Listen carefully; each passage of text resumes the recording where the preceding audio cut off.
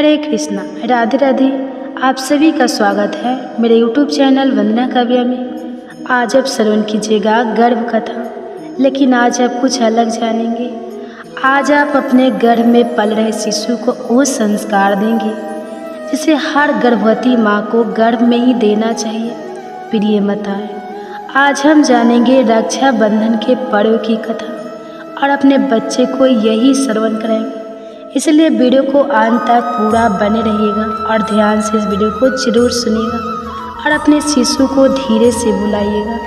गर्भवती माता एक शांत अवस्था में बैठ जाए जहाँ बहुत ज़्यादा डिस्टर्ब ना हो और अपने दोनों हाथ को मलता से गर्भ पे रख ले और अपने बच्चे को धीरे से बुलाए। आओ आओ मेरे बच्चे, आज मैं तुम्हें एक ऐसी कथा की रसपान करा रही हूँ जिससे तुम श्रवण करोगे तो तुम्हें संस्कार का अनुभव होगा। आइए हम इस कथा की सच्चे दिल से रसपान करते हैं।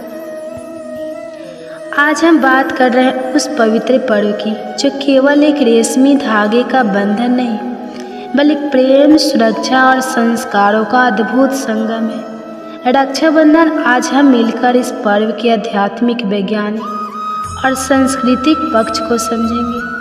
आप सब जानते हैं भारत की पहचान उसकी संस्कृति और परंपराओं से है। यह परंपराएं सिर्फ रस्म में नहीं बल्कि हमारी आत्मा का स्वरूप है। लेकिन आज हम पश्चिमी जीवन शैली के पीछे भागते हुए कई बार अपनी धरोहर, त्योहार और उनके पीछे छुपे ज्ञान को भुला देते हैं। इस रक्षाबंधन पर आइए हम उस ज्ञान और भावना को फिर से जागृत करें। अगर आप इस समय गर्भवती हैं तो ये अवसर सिर्फ एक त्यौहार नहीं बल्कि आपके गर्भस्थ शिशु के लिए संस्कार, भावनाएं और गुणों का बीजारोपण करने का अद्भुत समय है। आइए जानते हैं इस रक्षाबंधन पर गर्भवती माँ को किन बातों का ध्यान रखना चाहिए ताकि उसका शिशु भी भविष्य में संवेदनशील, संस्कारी और रक्षक बने। सबसे पहला, राखी केवल रक्षा का नहीं भाव का सूत्र है। बाप अपने भाई को राखी बांधती है तो वह केवल एक रेशमी धागा नहीं होता, वह आपके मन की प्रार्थना, श्रद्धा और ममता का प्रतीक बन जाता है। उस क्षण आपके मन में भाई के लिए सुरक्षा, सुख, दीर्घायु और सफलता की कामना उठती है। आपका हृदय प्रेम और कृतज्ञता से भर उठता है। ठीक उसी समय आपका गर्भस्थ शिशु आपकी भावनाओं को गहराई से ग्रहण कर रहा होता है। वह सीखता है कि किसी की रक्षा करना मेरा धर्म, प्रेम पूर्वक जुड़ना मेरा स्वभाव है और संबंधों को निभाना मेरा संस्कार है। इसलिए जब आप अपने भाई को राखी बांधें तो मन को शांत करें और मन ही मन कहे, जैसे मैं अपने भाई की रक्षा की कामना कर रही हूँ वैसे ही मेरा बेटा या मेरी बेटी एक दिन किसी के रक्षक, आदर्श और स्नेहशील साथी बनेंगे। आप जैसा सोचोगी वही आपका शिशु सोचेगा। जिस भाव से जुड़ेगी वही उसके भीतर संस्कार बनकर अंकुरित होगा। इसलिए यह राखी एक धागा नहीं, एक संकल्प बने। अपने भीतर पल रहे जीवन को रक्षा, प्रेम और स्नेह के दिव्य गुणों से संचित करें। दूसरा, बाजार की मिठाइयों से अधिक पवित्र होती है माँ के हाथों की शुद्धता। रक्षाबंधन पर जब आप मिठाई का थाल लेकर आते हैं तो वह केवल स्वाद नहीं, वह होता है स्नेह, संस्कार और स्वास्थ्य का संदेश। पर कोशिश करें कि मिठाई बाजार से ना लाए, अपने हाथों से बनाए। गुड़, शुद्ध घी, घरेलू आटा, सूखे मेवों से बने लड्डू, हलवा या सीरा। जब आप इन्हें बनाती है आपका मन प्रेम और शुभकामनाओं से भरा होता है। भाव उस मिठाई में भी समा जाते हैं। गर्भस्थ शिशु यह देख रहा होता है, माँ के भाव को अनुभव कर रहा होता है। वह सीख रहा होता है सच्चा प्रेम दिखावे में नहीं, आत्मीयता में है। स्वास्थ्य कोई बोझ नहीं बल्कि यह भी एक संस्कार होता है। जब आप वह मिठाई भाई को खिलाती हैं तो वह केवल राखी का मीठा प्रसाद नहीं होता, वह आपके गर्भस्थ शिशु के लिए संस्कारों की प्रथम झलक होती है। इसलिए इस रक्षाबंधन पर जब आप लड्डू बनाएं, साथ में कुछ प्रार्थना के मंत्र, कुछ माँ के गीत, थोड़ा मौन का भाव, प्रेम भी मिला दीजिए, क्योंकि गर्भ में जो पल रहा है उसे आज यही सिखाने का समय है कि मैं दिखावे से नहीं, शुद्धता, सादगी और आत्मीयता से जीना चाहती हूँ। तीसरा है चॉकलेट नहीं, परंपरा सिखाए ताकि अगली पीढ़ी भी जड़ से जुड़ी रहे। आजकल बच्चे जब राखी बांधने जाते हैं तो उनके हाथों में होता है चॉकलेट का डब्बा, तड़कती भड़कते कॉर्ड्स, कई बार तो केवल सिर्फ सोशल मीडिया। लेकिन रक्षाबंधन सिर्फ एक दिन का फैशन या ट्रेंड नहीं है, बल्कि यह हमारी सनातन संस्कृति का प्रतीक है, जहाँ मिठास लड्डू में नहीं बल्कि बहन के भाव में होती है। जब आप अपने घर के छोटे बच्चे को यह सिखाते हैं कि लड्डू, सीरा, आटे का हलवा, मिश्री हमारी परंपरा है, तब आप सिर्फ संस्कृति नहीं बचा रहे बल्कि अपने गर्भस्थ शिशु को भी सिखा रही है। शुद्धता और परंपरा दिखावे से नहीं, गहरी और मूल्यवान होती है। इस रक्षाबंधन पर जब आप मिठाई चढ़ाए तो यह लड्डू नहीं, माँ का स्नेह, प्रेम है। और अपने भाई को तिलक करें तो कहे यह राखी नहीं, यह भावनाओं का रक्षा कवच है। और गर्भ में पल रहा शिशु भी यह भावनाओं को महसूस करता है और संस्कारों में ढलता है। परंपरा के प्रति आदर और संस्कृति के प्रति श्रद्धा अवश्य रखें। चौथी बात, ध्यान और प्रार्थना से करें। रक्षाबंधन की शुरुआत सावन मास की पूर्णिमा, एक दिव्य तिथि जब ब्रह्मांड की ऊर्जा सबसे शांत, सबसे पवित्र होती है। यह वही दिन है जब भावनाओं, मंत्रों, प्रार्थना की तरंगे आपके मन से निकलकर सीधा गर्भस्थ शिशु के हृदय तक उतरती हैं। इस रक्षाबंधन पर दिन की शुरुआत करें। एक छोटी सी साधना से प्रातः स्नान करें, स्वच्छ वस्त्र धारण करें, सुसज्जित होइए, एक दीपक प्रज्वलित करें, एक शांत कोना चुनें, आंखें बंद करें और गहराई से अपने भाई के लिए सुख, समृद्धि और सुरक्षा की प्रार्थना करें। और अपने शिशु के साथ गर्भ संवाद भी आप करें। यदि आप गर्भ संवाद सुनना चाहते हैं तो कमेंट्स में मुझे बताइए। मैं रक्षाबंधन के दिन सुबह 6:30 बजे गर्भ संवाद आपके लिए अपलोड कर दूंगी। यह केवल भाई के लिए आशीर्वाद नहीं बल्कि शिशु के लिए भी एक अमूल्य पाठ है। जब आप शांति से बैठे, सांसें स्थिर करें तो हृदय में प्रेम भरता है, गर्भ में शिशु को ऊर्जा मिलती है और वह जानने लगता है किसी के कल्याण के लिए की गई प्रार्थना सबसे सुंदर होता। अगर आप चाहे तो आप छोटे छोटे मंत्र भी दोहरा सकती हैं। ओम सर्वे भवन्तु सुखिनः, ओम शांति शांति शांति शांति। भाई का नाम लेकर भी आप बोल सकती हैं। ईश्वर मेरे भाई को सदा सुरक्षित, सुखी रखे। और यह संभव ना हो पाए तो राखी बांधते समय आपको प्रार्थना जरूर करनी है। हे ईश्वर, मेरे भाई को सदा सुरक्षित रखे, सुखी रखे और मेरे गर्भ को सर्वगुण संपन्न बनाए। इसलिए इस रक्षाबंधन पर सिर्फ भाई को रक्षा सूत्र ना बांधे बल्कि अपने शिशु को भी ध्यान, प्रार्थना और ऊर्जा का सूत्र बांधे, जिससे वह जीवन भर जुड़ा रहे।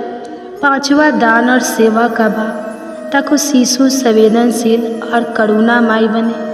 रक्षाबंधन एक ऐसा पर्व है जो केवल रिश्तों की रक्षा नहीं सिखाता बल्कि मनुष्यता की रक्षा का भी संदेश देता। इस दिन जब आप अपने भाई के लिए रक्षा सूत्र बांधती हैं तो एक अदृश्य रक्षा सूत्र भी बांधिए और दान दीजिए। दान का अर्थ सिर्फ वस्त्र या अन्न दान देना नहीं, एक हृदय से निकली सहानुभूति की भावना है।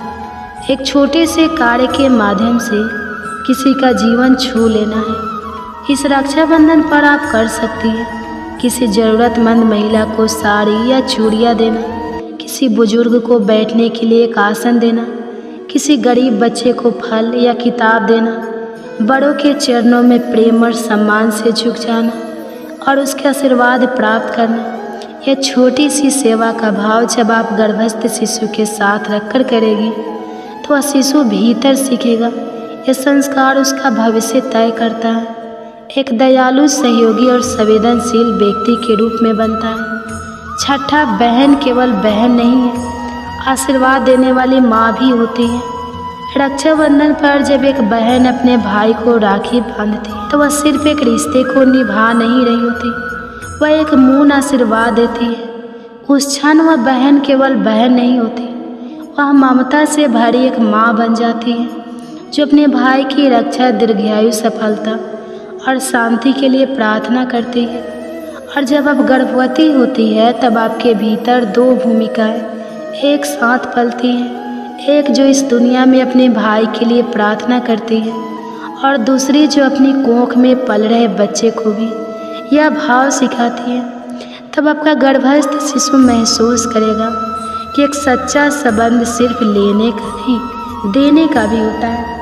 संबंधों में अधिकार से ज़्यादा दायित्व महत्वपूर्ण होते हैं। प्रेम में आशीर्वाद देने की शक्ति भी होती है। जब आप राखी बांधते समय अपने भाई के सिर पर हाथ रखती हैं तब सोचिए, हे प्रभु इसे स्वस्थ, सुरक्षित और उन्नत जीवन दे। तो अब प्रार्थना आपके गर्भस्थ शिशु तक भी जाती है। वह सीखता है, मैं जब किसी से जुड़ूंगा तो केवल अपेक्षा नहीं करूंगा, मैं उसकी रक्षा, उन्नति और मंगल की कामना करूंगा। तो प्रिय माताएं, आज से यह व्रत ले, मैं रक्षाबंधन जैसे पर्व को केवल मनाऊंगी नहीं बल्कि उन्हें अपने शिशु के संस्कारों का आधार बनाऊंगी, क्योंकि जो शिशु के गर्भ में रहते हुए रक्षा, प्रेम, त्याग, सेवा और परंपरा को महसूस करता है, वह जन्म के बाद भी एक संवेदनशील, धर्मनिष्ठ और संस्कारी व्यक्ति बनता है। मेरे प्रिय शिशु, इस रक्षाबंधन पर जब तेरी माँ प्रार्थना कर रही है तो जान लीजिए यह प्रार्थना सिर्फ तेरे मामा के लिए नहीं बल्कि तेरे भीतर धर्म, प्रेम और रक्षा के गुण जगाने के लिए भी है। तो जन्म में रक्षक बने, प्रेम में बंधे और जीवन में हर रिश्ते निभाने वाला बने। आप सभी गर्भवती माताओं को रक्षाबंधन की हार्दिक शुभकामनाएं। आपका शिशु गुणवान हो, संस्कारी हो और दिव्य हो। रक्षाबंधन की पौराणिक कथा। आज हम आपको बहुत ही सुंदर कथा सुनाएंगे। रक्षाबंधन की महान कथा सुनाने जा रहे हैं जो स्वयं भगवान श्री कृष्ण ने महाराज युधिष्ठिर को सुनाई थी। साक्षात भगवान के मुख से कही गई इस कथा को सुनने मात्र से ही कोटि कोटि पाप नष्ट होते हैं। तो चलिए आपको सुनाते हैं वह महान कथा। दोस्तों, द्वापर युग में महाभारत का युद्ध समाप्त हो चुका था और पांडव ने हस्तिनापुर में अपना राज्य स्थापित कर लिया था। राजा युधिष्ठिर ने धर्म के मार्ग पर चलने की ठानी और सदैव अपने राज्य और प्रजा के कल्याण के लिए तत्पर रहते थे। एक दिन युधिष्ठिर ने भगवान श्री कृष्ण से रक्षाबंधन के पर्व का महत्व और उसकी पौराणिक कथा के बारे में जानने की इच्छा प्रकट की। युधिष्ठिर भगवान श्री कृष्ण के पास आए और बोले, हे माधव, आप त्रिलोक के ज्ञाता हैं, आप हर युग और काल की घटनाओं से परिचित हैं। मैंने सुना है कि सावन मास की पूर्णिमा को रक्षाबंधन का पर्व मनाया जाता है, जिसमें बहनें अपने भाई की कलाई पर रक्षा सूत्र बांधती है और उनकी लंबी आयु और सुरक्षा की कामना करती है। कृपया मुझे इस पर्व के पीछे की कथा सुनाइए ताकि मैं इस पर्व का सही महत्व समझ सकूं। श्री कृष्ण मुस्कुराए और बोले, धर्मराज, तुम्हारा यह प्रश्न अत्यंत महत्वपूर्ण है। रक्षाबंधन का पर्व न केवल भाई बहन के पवित्र रिश्ते का प्रतीक है बल्कि यह धर्म, वचनबद्धता और भक्ति भाव का भी प्रतिनिधित्व करता है। इस पर्व के पीछे एक प्राचीन कथा है जो त्रेता युग में घटित हुई थी। यह कथा महान दानवीर राजा बलि और देवी लक्ष्मी से संबंधित है। मैं तुम्हें वह कथा सुनाता हूँ जिसे सुनकर तुम इस पर्व का असली अर्थ और महत्व समझ सकोगे। युधिष्ठिर कहते हैं, हे केशव, कृपया मुझे वह कथा सुनाइए, मैं इस कथा को सुनने के लिए उत्सुक हूँ। श्री कृष्ण ने कथा आरंभ करते हुए कहा, हे युधिष्ठिर, प्राचीन काल की बात है जब देवताओं और दानवों के बीच निरंतर युद्ध होते रहते थे। दानव ने कई बार स्वर्ग पर आक्रमण किया, लेकिन देवताओं की चतुराई और भगवान विष्णु की कृपा से वे हर बार पराजित हो जाते थे। एक समय की बात है, देवताओं और दानवों के बीच एक संधि हुई और उन्होंने मिलकर समुद्र मंथन का निश्चय किया। समुद्र मंथन का आयोजन एक विशाल पर्व था जिसमें देवता और दानव दोनों ने मिलकर मंदराचल पर्वत को मथानी और नागराज वासुकी को रस्सी के रूप में प्रयोग किया। समुद्र मंथन से अनेक प्रकार के रत्न, औषधियाँ और अमृत निकला। इन रत्नों को देवता और दानव आपस में बांटने लगे, लेकिन जब अमृत निकला तो देवताओं ने अपनी चतुराई से उसे प्राप्त कर लिया और दानव को उसका भाग्य नहीं दिया। इस छल से दानव अत्यंत क्रोधित हुए और उन्होंने देवताओं को अपना सबसे बड़ा शत्रु मान लिया। समुद्र मंथन के दौरान ही देवी लक्ष्मी का प्रकट हुआ।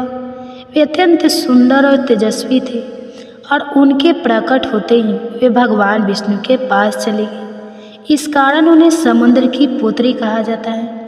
हे युधिष्ठिर, देवताओं से अमृत और लक्ष्मी को खोकर सभी दानव अत्यंत क्रोधित हो गए और वे देवताओं से प्रतिशोध लेना चाहते थे, किंतु बार बार प्रयत्न करने के बावजूद भी दानव देवताओं को तीनक कर सके। सतयुग में एक ऐसे तेजस्वी पुरुष का राक्षस कुल में जन्म हुआ जिसने तीनों लोकों पर अपना आधिपत्य स्थापित किया।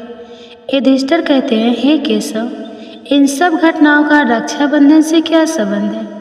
भगवान श्री कृष्ण कहते हैं, हे युधिष्ठिर, इन सभी घटनाओं का रक्षाबंधन से संबंध अवश्य है, इसलिए तुम ध्यान से इस कथा को सुनो। सतयुग में राक्षस कुल में एक परम तेजस्वी और दया राजा का जन्म हुआ जिनका नाम था महाराज बलि।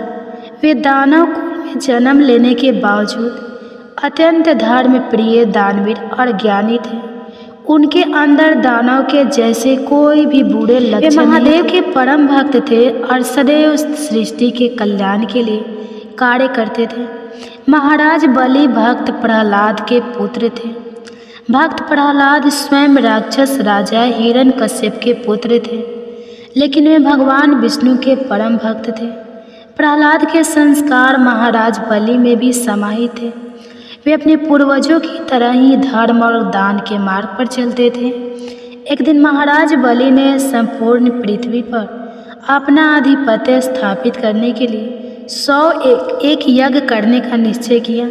इस यज्ञ के पूर्ण होते ही वे स्वर्ग और पृथ्वी के अधिपति बन गए। इस घटना से देवता अत्यंत भयभीत हो गए और सोचने लगे कि अगर दानव को अमृत प्राप्त हो गया तो उन्हें रोकना असंभव हो जाएगा। देवता अपनी चिंता लेकर भगवान विष्णु के पास गए और उनसे प्रार्थना करने लगे, हे प्रभु, हमारी रक्षा कीजिए। दानव के राजा बलि महायज्ञ कर रहे हैं।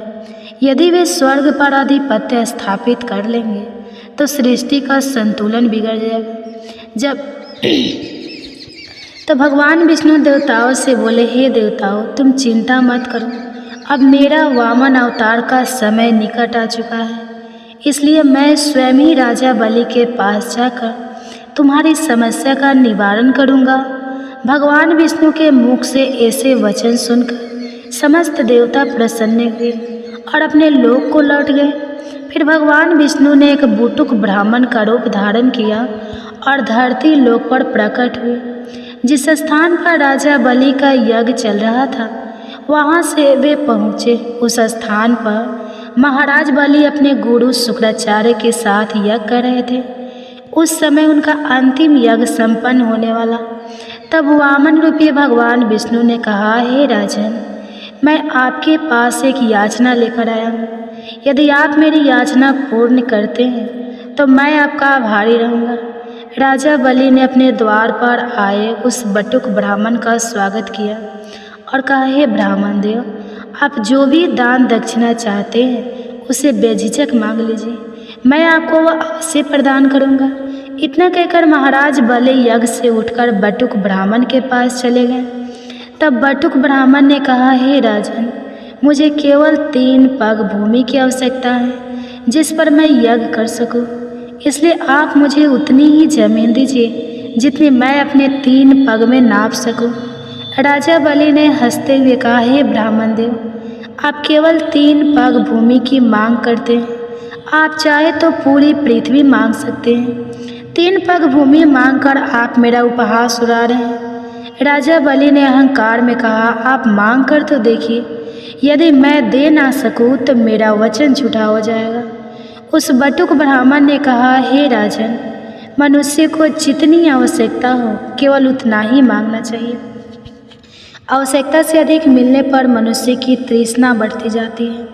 आपने समस्त पृथ्वी को अपने आधिपत्य में ले लिया है, क्या इससे आपकी तृष्णा कम हुई है? नहीं ना, अब आपको स्वर्ग लोक का आधिपत्य चाहिए। इसलिए मनुष्य को जितनी कामना हो केवल उतना ही मांगना चाहिए। बटुक ब्राह्मण की बात सुनकर महाराज बलि को बड़ी ग्लानि हुई। उन्होंने विनम्रता से कहा, हे ब्राह्मण देवता, आप उम्र में तो मुझसे बहुत छोटा है, किंतु आपकी बातों ज्ञान से परिपूर्ण है। इसलिए यदि आप केवल 3 पग भूमि मांगते हैं तो मैं आपको वह प्रदान करता हूँ। इतने में ही शुक्राचार्य कहते हैं, हे राजन, यह बटुक ब्राह्मण कोई देवता है जो ब्राह्मण का रूप धारण करके आया है। इसलिए बिना सोचे समझे दान देने का वचन देकर तुम बड़ी भूल कर रहे हो। महाराज बलि ने कहा, हे गुरुवर, यदि यह कोई देवता है तो यह मेरा बड़ा सौभाग्य है कि मैं देवताओं को भी दान दे रहा हूँ। मेरे द्वार पर आया हुआ याचक खाली हाथ चला जाए, यह मुझे कदापि स्वीकार नहीं है। इसलिए मैं इस ब्राह्मण को दान अवश्य करूँगा। महाराज बलि की बात सुनकर शुक्राचार्य क्रोधित हो गए और उस स्थान से चले गए। महाराज बलि ने बटुक ब्राह्मण से कहा, हे ब्राह्मण देवता, आपकी याचना के अनुसार मैं आपको 3 पग भूमि देने का वचन देता हूँ। जैसे ही राजा बलि ने यह वचन दिया, बटुक ब्राह्मण ने अपनी असली रूप प्रकट किया। भगवान विष्णु वामन अवतार में प्रकट हुए और उनका ये आकार इतना विशाल हो गया कि उन्होंने एक ही पग में स्वर्ग नाप लिया, दूसरे पग में संपूर्ण पृथ्वी को नाप लिया और तीसरे पग के लिए जब कोई स्थान नहीं बचा तब वामन भगवान ने राजा बलि से कहा, हे राजन, अब मेरे तीसरे पग के लिए कोई स्थान नहीं बचा, इसलिए आपका वचन तो झूठा हुआ। राजा बलि समझ गए कि यह कोई साधारण ब्राह्मण नहीं बल्कि साक्षात भगवान विष्णु ही है। उन्हें सिर झुकाते हुए कहा, हे प्रभु, मेरा वचन झूठा नहीं होगा, इसलिए आप तीसरा पग मेरे सिर पर रख दीजिए। राजा बलि के वचन का पालन करते हुए भगवान वामन जी ने अपना तीसरा पैर राजा बलि के मस्तक पर रख दिया। राजा बलि के इस त्याग और दानवीरता से भगवान विष्णु अत्यंत प्रसन्न हुए और उन्होंने अपने असली रूप प्रकट किया। उन्होंने वामन अवतार का रूप छोड़कर चतुर्भुज रूप धारण किया।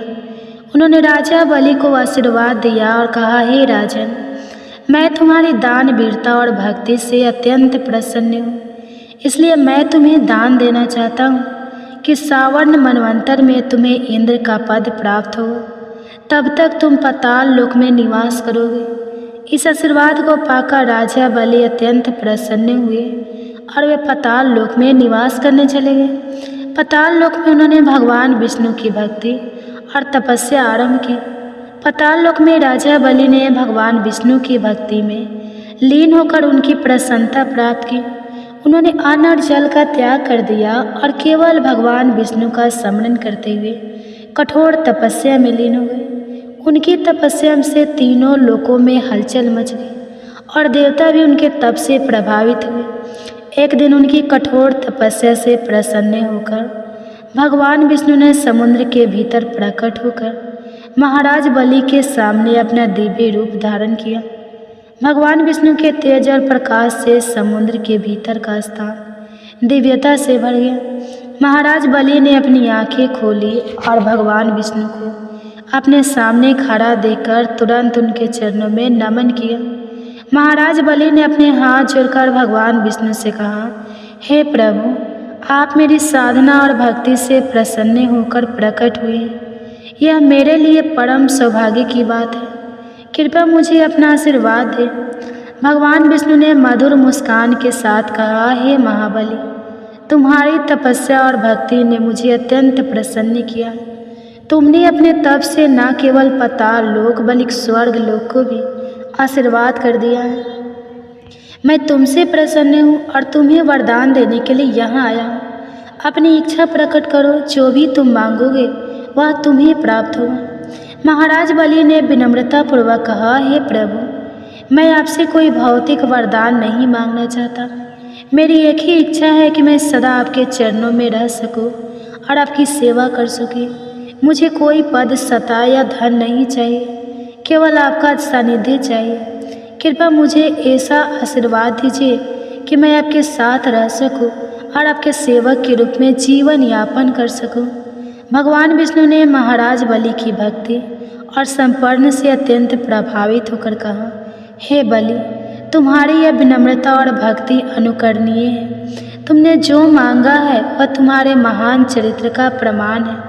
मैं तुम्हारी इच्छा पूरी करूँगा। मैं तुम्हारे साथ पाताल लोक में निवास करूँगा और तुम मुझ सदा अपने पास पाओगे। महाराज बलि ने भगवान विष्णु से कहा, हे प्रभु, आप समुद्र के भीतर प्रकट हुए, जो यह संकेत देता है कि आप सृष्टि के हर अंश में व्याप्त हैं।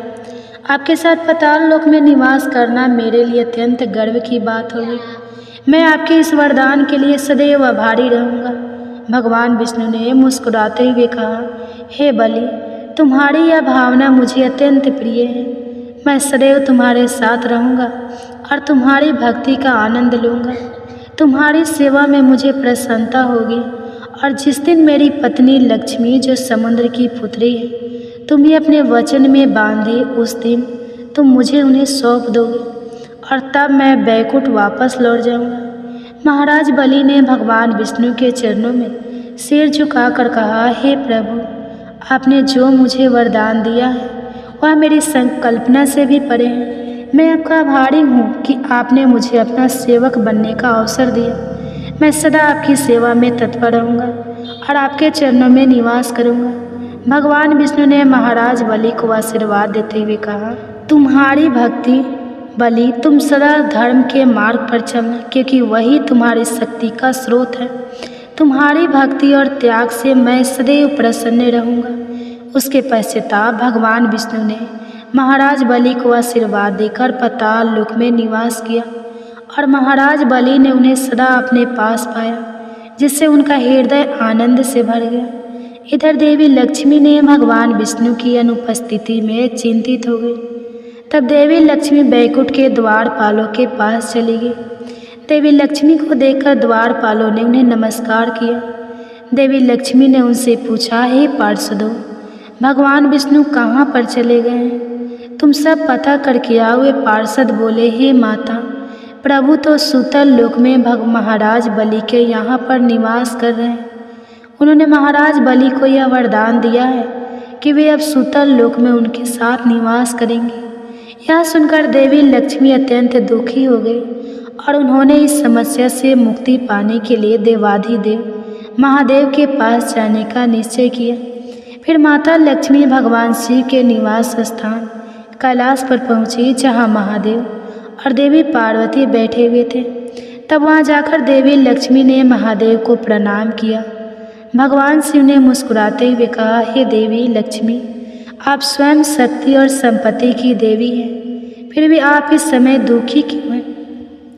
क्या कारण है जो आपको यहाँ तक लाया है?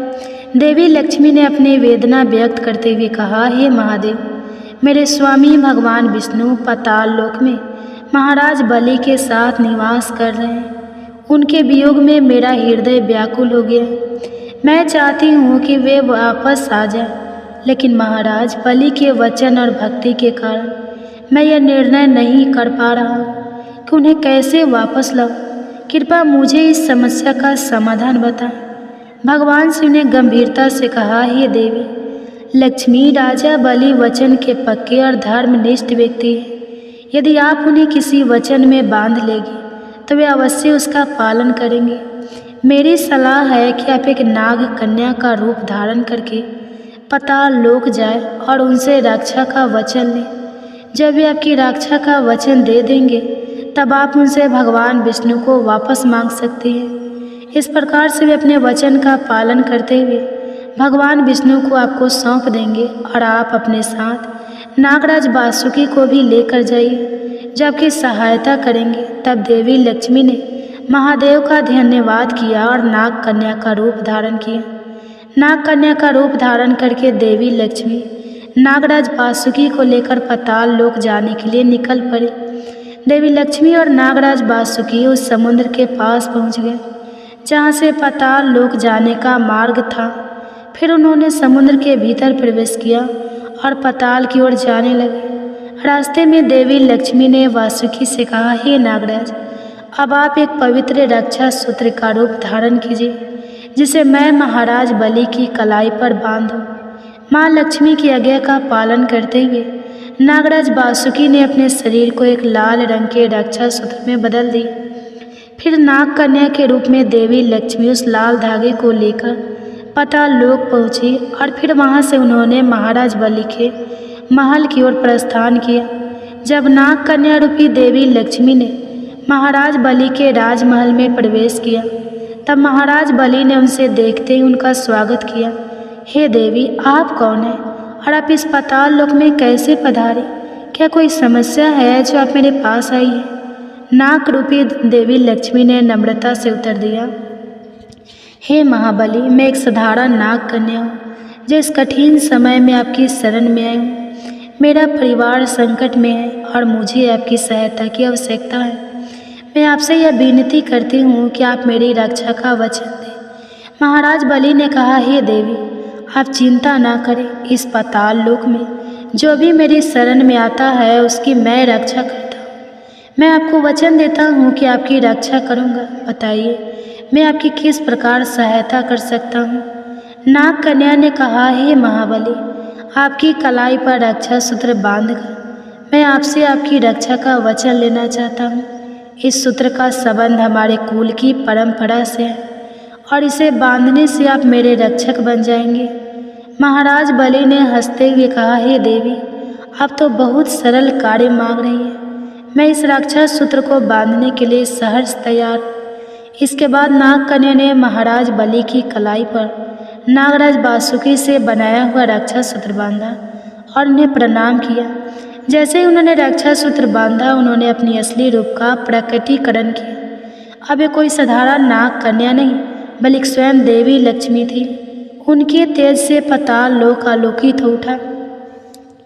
महाराज बलि ने देवी लक्ष्मी को पहचानते ही उनके चरणों में नमन किया और कहा, हे माता लक्ष्मी, अब तो समुद्र की पुत्री है और आज से मेरी बहन हुई। मैंने आपको वचन दिया है और मैं इस वचन का पालन अवश्य करूँगा। आप मुझसे जो चाहे वह मांग सकती हैं। देवी लक्ष्मी ने कहा, हे महाबली, मैंने आपकी भक्ति और दानसी के बारे में सुना था और आज मैं स्वयं इसका अनुभव कर रही हूँ। मैं आपसे अपना स्वामी भगवान विष्णु, जो आपके साथ पाताल लोक में निवास कर रहे हैं, उन्हें वापस बैकुंठ ले जाने का निवेदन करती हूँ। महाराज बलि ने अपने वचन का पालन करते हुए अत्यंत प्रसन्न पूर्वक भगवान विष्णु को देवी लक्ष्मी को सौंप दिया और कहा, हे देवी, आपके इस रक्षा सूत्र ने मुझे आपका भाई बना दिया। अब से हर वर्ष सावन मास की पूर्णिमा के दिन जब भी कोई बहन अपने भाई की कलाई पर रक्षा सूत्र बांधेगी, उसका भाई उसकी रक्षा के लिए सदा बंधन में बंध जाएगा और मैं इस वचन के लिए सदा तत्पर रहूँगा। इस पर भगवान विष्णु भी प्रसन्न हुए और उन्होंने राजा बलि को वरदान दिया, चतुर्मास में मेरा एक अंश पाताल लोक में निवास करेगा। जिस दिन माता लक्ष्मी ने राजा बलि को रक्षा सूत्र बांधा था, वह दिन सावन मास की पूर्णिमा का था। तभी से यह दिन रक्षा सूत्र बंधन के पर्व के रूप में मनाया जाने लगा। इस कथा को सुनने और सुनाने से माँ लक्ष्मी की कृपा प्राप्त होती है और सभी मनोकामनाएं पूर्ण होती हैं। श्री कृष्ण ने युधिष्ठिर से कहा, हे धर्मराज, यह थी रक्षा बंधन की कथा जो भाई बहन के पवित्र बंधन का प्रतीक है। जो भी इस कथा को सुनेगा और रक्षा बंधन के पर्व का सच्चे मन से पालन करेगा, उस पर माता लक्ष्मी की कृपा बनी रहेगी। युधिष्ठिर ने यह कथा सुनकर श्री कृष्ण को धन्यवाद दिया और रक्षाबंधन का महत्व समझा। उन्होंने निश्चय किया कि वे इस पर्व को पूरे राज्य में धूमधाम से मनाएंगे और इस कथा को अपनी प्रजा में सुनाएंगे ताकि सभी को इसका महत्व को समझ सकें। तो दोस्तों, इस प्रकार भगवान श्री कृष्ण ने महाराज युधिष्ठिर को रक्षाबंधन की महान कथा सुनाई। आपको यह कथा कैसी लगी कमेंट्स करके अवश्य बताएं। जानकारी अच्छी लगी तो इस वीडियो को लाइक ज़रूर करें और कमेंट्स में जय श्री कृष्ण, जय माँ लक्ष्मी और हर हर महादेव जरूर लिखें। साथ ही चैनल को सब्सक्राइब करें। आप सभी का तहे दिल से धन्यवाद।